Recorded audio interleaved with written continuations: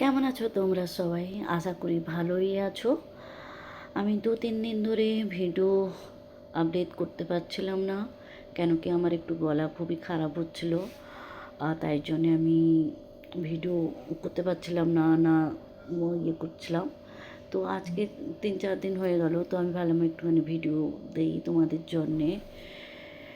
আজকে যে রান্না হচ্ছে আলু ফুলকপি দিয়ে মাছ পোনা মাছ আছে, পোনা মাছের ঝাল দেওয়া হচ্ছে।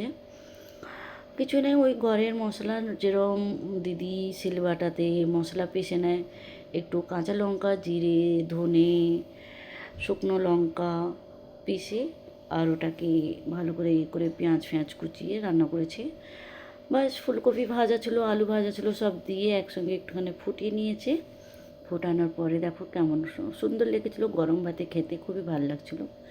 তোমরা কোত্থেকে দেখছো প্লিজ কমেন্টে জানাও। Thank you, bye by.